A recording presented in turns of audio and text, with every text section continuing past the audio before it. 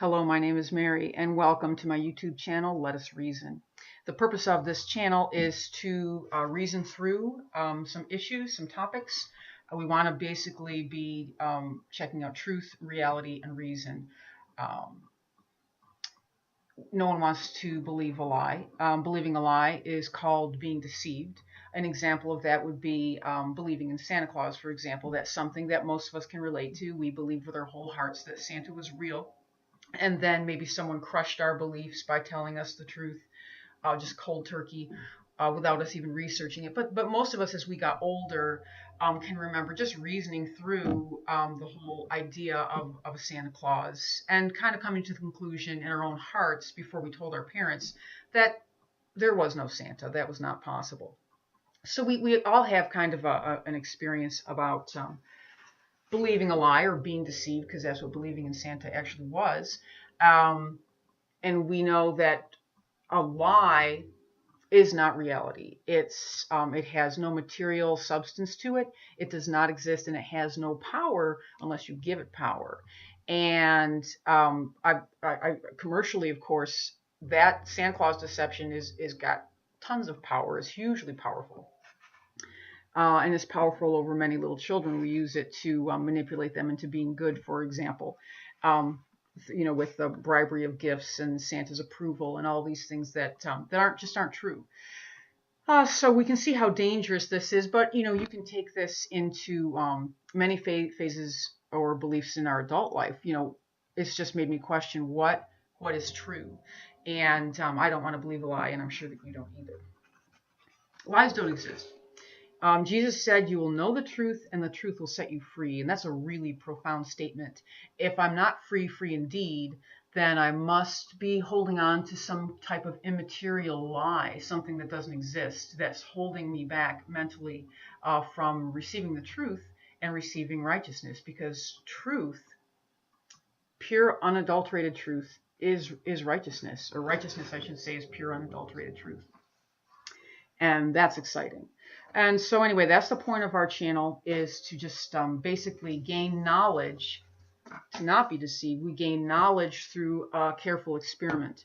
And we are going to put a certain topic to the test today. What we're going to test today is the concept of a lunar Sabbath. A friend of mine last week had asked me what I thought about the lunar Sabbath. And so we are going to, I don't care what religion you are, I don't care what your background is, we can do some simple tests on this hypothesis and see if there's any merit to it at all, if there's any truth or reality to a lunar Sabbath.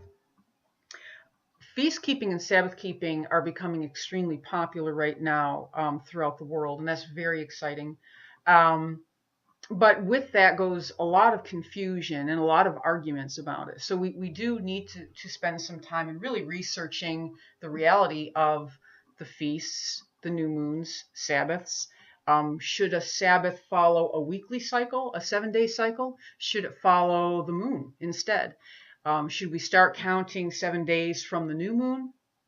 And then what is the new moon? Is the new moon the full moon, or is it a crescent moon? So these are all the things we're going to address today as quickly as possible. I don't want to get too much into the concept of a Sabbath. I will just quickly, there's tons of YouTube channels that you can research the Sabbath on. But of course we all know, most Christians would know, that the Sabbath is a memorial of creation. We find this recorded in the 10 Commandments. I will read the 4th commandment to you. It is in Exodus chapter 20. It says, "Remember the Sabbath day to keep it holy." So I'll stop there. And actually, most people, that's all they know of the 4th commandment. In some faiths, it's the 3rd commandment, which is odd. But anyway, to remember the Sabbath day to keep it holy. The first thing, this is coming in Exodus 20. Some people think that the Sabbath didn't start until Mount Sinai, God giving the 10 Commandments to Moses.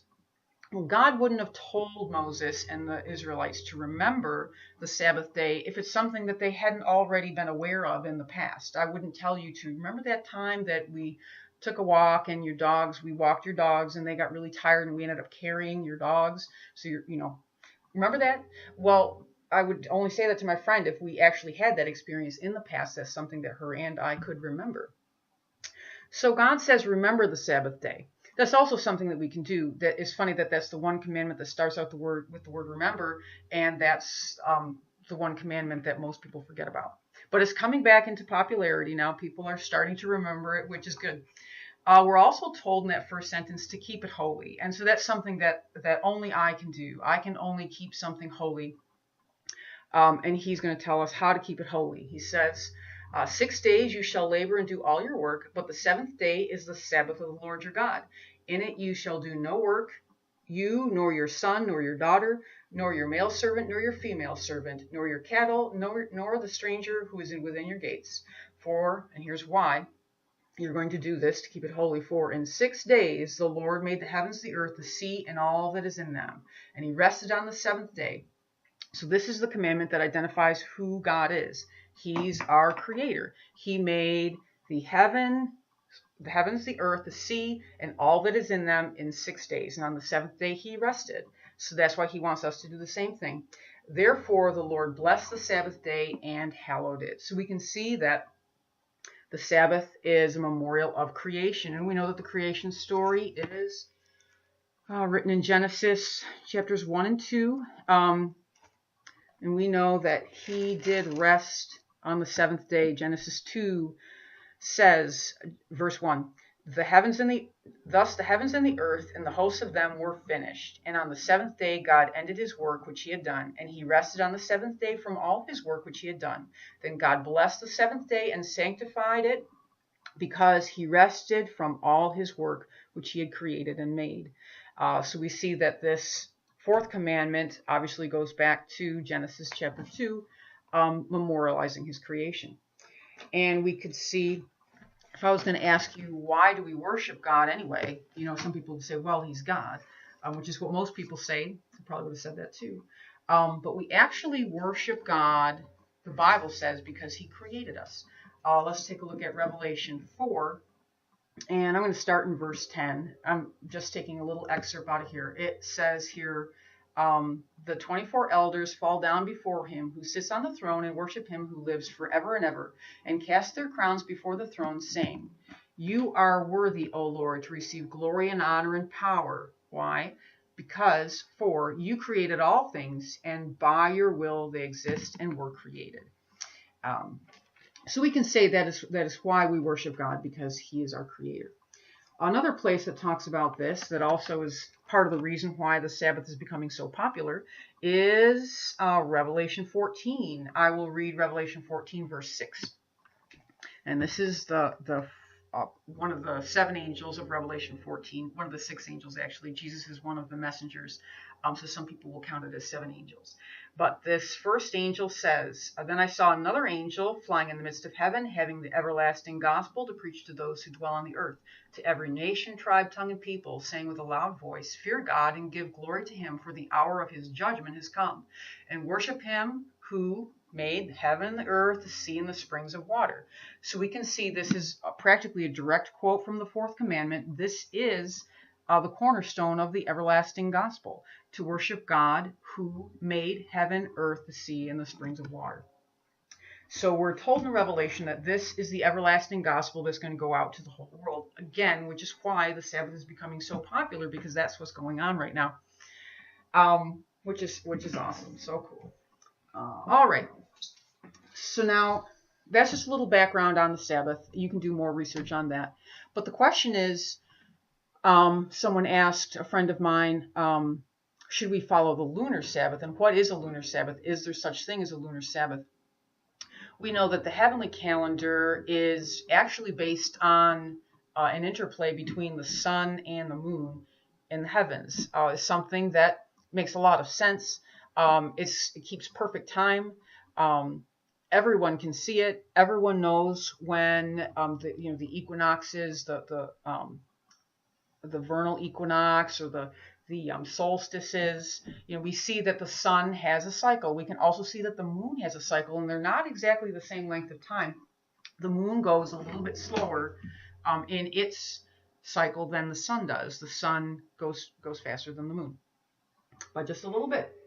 And so let's first research, or let's experiment with the concept of a lunar Sabbath. We know that the weekly cycle is something that's actually never been changed. That's just a historical fact. Again, I'm not going to get into that. You can Google that. You can look that up. Um, the Romans actually used to follow an 8-day cycle, but the Egyptians and most people follow a 7-day cycle, and that has not been tampered with. The Jews have done an excellent job of keeping track of that, and the Christians as well. Whether you revere Saturday or Sunday. Some people revere Sunday because it's the memorial of the day that Christ rose from the dead, which is true. Some people revere Saturday as the Sabbath because that's what the fourth commandment tells us to do. So that's also true. But the Christians and the Jews revere the 7-day cycle. And Constantine, when he switched the Roman calendar from 8 days to 7 days, kept that intact. And history is silent about him tampering with the days. He received the Jewish and the Christian week. So that's cool. That's good news. A lot of things were tampered with, but actually that wasn't one of them. So the week is not orchestrated by the sun or the moon. The sun really sets the year. The moon sets the months. The week is set by God. There's no celestial accounting for it. There's no way we can keep track of the week. Only God has kept the week intact all these years throughout history, which just really is another testimony of the power of God. So now to start basing this on the cycles of the moon causes confusion. First off, we know that the moon, according to Genesis, was not created until day 4. Same with the sun. The sun and the moon were created on day 4. And so if God was going to have a Sabbath, a lunar Sabbath, he would have had to celebrate it on day 10. And so God really, if you believe in a lunar Sabbath, he blew it right out of the gates. His first Sabbath we know was on day 7. And if we celebrated a lunar Sabbath, it would leave the first 3 days of creation in like a limbo, time basically not accounted for. We know that it took 6 days to create the heavens, the earth, the sea, and all that was in them. And so to start that cycle from day 4 doesn't make sense. Remember, we're all about reasoning right here. And we know that God's first Sabbath was on the 7th day, not the 10th day. So right there, it kind of just ends the whole concept of a lunar Sabbath. But we'll go a little bit more forward and consider some other things. Some people wonder if the new moon... Well, let me do this first. If we're going to follow the cycle of the moon for a Sabbath, for any kind of 7-day cycle, it doesn't make a lot of sense. It would be weird for God to do that because you can't divide the month exactly by 7, right? We know that a lunar month is 29 and a half days, and a sabbatical month would be only 28 days. So if we were going to keep the Sabbath based on the moon, we're going to have a day and a half at the end of every month that we just don't know what to do with. There's no accounting for that. At the end of the year, we're going to have 18 extra days that just were in limbo. Same thing if you're going to follow the sun. 365 also does not divide perfectly by 7. So God has set it up so that we will know through reasoning that the moon does not set the Sabbath, the sun does not set the Sabbath. If it would be divisible by 7, and neither one of them are. So that's also very interesting. The next point I'll make is some people don't know when to start the month. Do we start the month by the conjunction of the moon, which is basically when there's no moon, when you can't see any moon in the sky, is called a conjunction? Or would we do it? Some people think that the new moon is set by the full moon because of Passover, which I won't get into all that. But if you were going to set the moon by anything that you could easily observe, you wouldn't want to set it by the conjunction of the moon, where there's nothing in the sky to see, because you can't see anything. But if you were going to set it by the full moon, also that would also be kind of difficult. We don't describe the cycle of the moon. I'm actually wearing a Faces of the Moon shirt in honor of this. You wouldn't use the full moon because it's kind of hard to tell actually by observance when it's full. There's like 3 days at least where I would look in the sky and say, well, this is the full moon. If I wasn't really keeping careful count, and which I suppose you could do that and come to what day the full moon is. You could do that, but it wouldn't be easy to do. it wouldn't be something you could just look up and know. But the new moon is that first crescent sliver that you see right after the conjunction of the moon. So if people are watching, they see there's no moon in the sky, and you know about the time that it's going to happen within a couple of days. You don't know the day or the hour that the new moon's going to appear in the sky, but it will. And when you see that first crescent, you know it's the new moon. It's the new cycle of the moon. And so we know, and most people would agree, and just because everyone agrees on this doesn't mean it's wrong. Just, a lot of people believe that Jesus was a prophet, and that's true. So just because another faith might believe that Jesus is a prophet doesn't mean that Jesus wasn't a prophet, because other religions believe that. And so the best way really to determine the new moon would be the crescent moon. It's the only thing that really makes any logical sense. We don't describe the moon. We describe the moon by its phases of light, not by its phases of darkness. We don't call a full moon the not dark moon, for example. We call it the full moon because it's fully lit. And so we would just go along with science on that, which is just another reason to see that the new moon or the month would start with the crescent moon. There's really no other observable sign in the sky that's definitive and clear and not up for question or debate. And that's the kind of God we serve, the God that is not the author of confusion. So anyway, I hope that helps us to understand a little bit about the lunar Sabbath and why it just doesn't really stand the test of experiment. So if you have any questions, of course, please feel free to respond to this channel. And just always remember, we have much to learn and much, much to unlearn. Thank you. Many blessings to you. Bye-bye.